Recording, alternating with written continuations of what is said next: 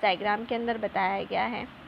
Constant pressure पर जब हम देखते हैं हीट चेंज को, ठीक है, तो ये वाले हम एपरेटस का यूज़ करते हैं। ठीक है, अब इसके अंदर होता क्या है उसकी हम बात कर लेते हैं। तो जब हम इसकी बात करते हैं तो कैलोरीमीटर का यूज़ कर रहे हैं इसमें हम, तो डायलिसिस इक्वल्स टू QP होता है जो कांस्टेंट P होता है। तो या तो हीट एब्जॉर्ब होगी या फिर इवॉल्व होगी QP पर एट कांस्टेंट प्रेशर पर। इसको हम हीट ऑफ रिएक्शन या एंथैल्पी ऑफ रिएक्शन भी कहते हैं। इसी का नाम होता है हीट ऑफ रिएक्शन, या फिर इसको हम क्या बोलते हैं, एंथैल्पी ऑफ रिएक्शन, जिसको हम डेल्टा से रिप्रेजेंट करते हैं। यहाँ पर एक्सोथर्मिक अगर रिएक्शन होगी तो हीट क्या हो रही है, हीट हो रही है बाहर, और सिस्टम क्या कर रहा है, हीट को लूज़ कर रहा है। तो सिस्टम जिस पर हम स्टडी करते हैं उसको हम सिस्टम कहते हैं। आसपास जो चीज़ है वो सराउंडिंग्स हैं। तो जब सिस्टम से हीट निकलेगी, बाहर निकलेगी, तो वो हीट क्या होगी, सराउंडिंग्स पर जाएगी। तो यहाँ पर क्या होगा, QP क्या हो जाएगा, QP नेगेटिव हो जाएगा, और जो ΔRH है वो भी क्या हो जाएगा, नेगेटिव हो जाएगा। तो QP भी नेगेटिव है यहाँ पर, और जो ΔRH रहेगा वो भी क्या हो जाएगा, नेगेटिव हो जाएगा।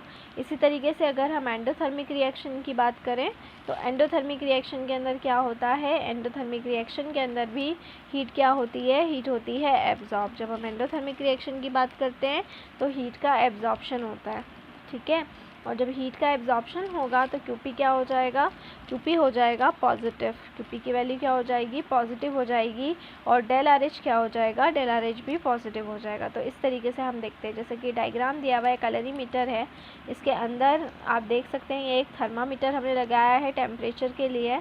ये पॉलीस्टीरीन कप रहता है पूरा, जिसको कवर करके रखा हुआ है, और इसके अंदर हम भर देते हैं रिएक्टिंग मिक्सचर, ठीक है। और प्रेशर पूरा कांस्टेंट रहेगा, मतलब ऑलमोस्ट कैसा प्रेशर रखेंगे हम, एटमॉस्फेरिक प्रेशर रखेंगे, जिसकी वजह से पूरा कांस्टेंट रहेगा। आपको बस ध्यान ये रखना है, QP की वैल्यू ध्यान रखना है कि अगर QP नेगेटिव है तो ΔRH नेगेटिव है, एंथैल्पी ऑफ रिएक्शन नेगेटिव है।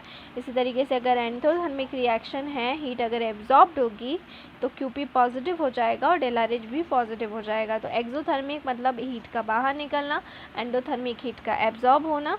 अगर एक्सोथर्मिक होगी तो हीट इवॉल्व होगी, सिस्टम क्या करेगा, हीट को लूज़ करेगा सराउंडिंग्स के अंदर, तो QP क्या हो जाएगा, नेगेटिव हो जाएगा, और ΔRH भी नेगेटिव हो जाएगा। इसी तरीके से अगर एंडोथर्मिक रिएक्शन लेंगे तो हीट क्या होगी, हीट एब्जॉर्ब हो जाएगी, QP भी पॉजिटिव हो जाएगा, और ΔRH भी क्या हो जाएगा, पॉजिटिव हो जाएगा। तो इस तरीके से आप ये पूरी प्रोसेस को क्या कर सकते हैं, पढ़ सकते हैं।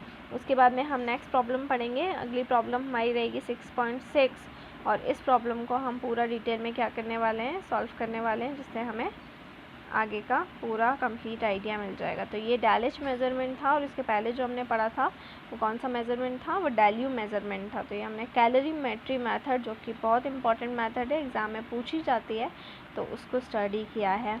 इसके बाद नेक्स्ट में मैं आपको और भी कुछ टॉपिक्स करवाने वाली हूँ। So stay home, stay safe, इसी तरह से जुड़े रहिए हमारे साथ में, और घर पर रहिए, सुरक्षित रहिए, बाहर मत निकलिए, बहुत ज़रूरी हो तो ही बाहर निकलिए। कोई भी डाउट, कोई भी क्वेरी हो तो उसे आप कमेंट बॉक्स में डाल सकते हैं।